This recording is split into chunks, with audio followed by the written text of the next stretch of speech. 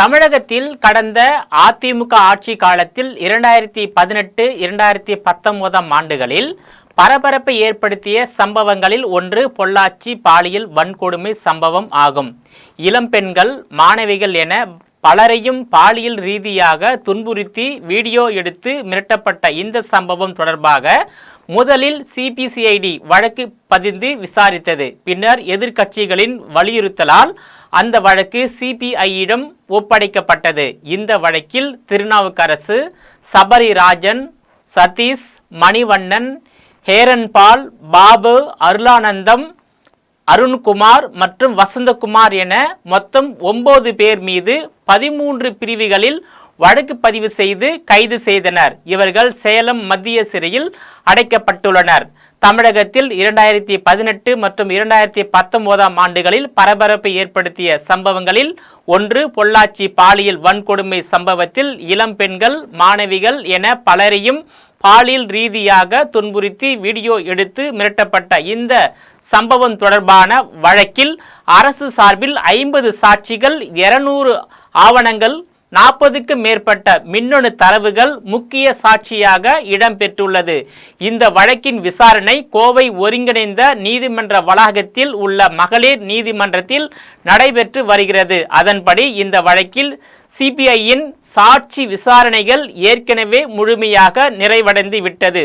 அந்த வகையில் இந்த வழக்கு இறுதி கட்டத்தை எட்டி அடுத்த கட்டத்திற்கு சென்றுள்ளது. இந்த வழக்கில் அரசு மற்றும் குற்றம் சாட்டப்பட்டவர்களின் தரப்பு என இரு தரப்பு வாதங்களும் அரசு சார்பில் பதில் வாதமும் முடிவடைந்து விட்டது. அதன் அடிப்படையில் இந்த வழக்கின் தீர்ப்பு வரும் மே 13ஆம் தேதி வழங்கப்படும் என கோவை மகளிர் நீதிமன்றம் அறிவித்து உள்ளது. இந்நிலையில் இந்த வழக்கின் தீர்ப்பு எப்படி இருக்கும் என்கிற எதிர்பார்ப்பு பாலியல் வன்கொடுமையால் பாதிக்கப்பட்டோரிடமும் பொதுமக்களிடமும் அதிகரித்து உள்ளது. பொள்ளாச்சி பாலியல் வன்கொடுமை வழக்கின் தீர்ப்பு தேதியை அறிவித்த சில மணி நேரத்திலேயே அவ்வழக்கை விசாரித்த நீதிபதி நந்தினி தேவி திடீரென கரூர் மாவட்ட குடும்ப நல நீதிமன்றத்திற்கு மாற்றப்பட்டுள்ளார். அவரோடு சேர்த்து மொத்தமாக 77 மாவட்ட நீதிபதிகளை மாற்றம் செய்து சென்னை உயர்நீதிமன்ற பதிவாளர் அறிவித்துள்ளார்.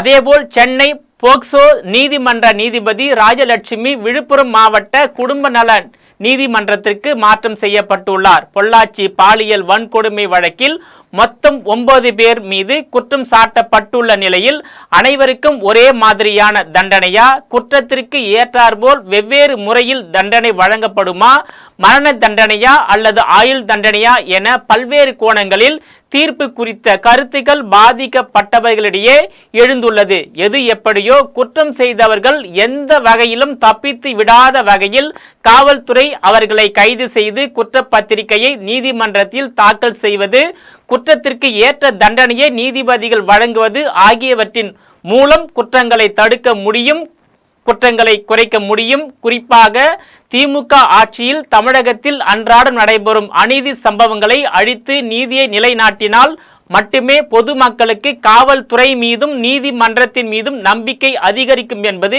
குறிப்பிடத்தக்கதாகும். நேயர்களை மீண்டும் இது போன்ற மற்றொரு நிகழ்ச்சியில் சந்திக்கிறேன். அதுவரையில் உங்களிடமிருந்து விடைபெறுவது நான் உங்கள் விஜயபாலன்.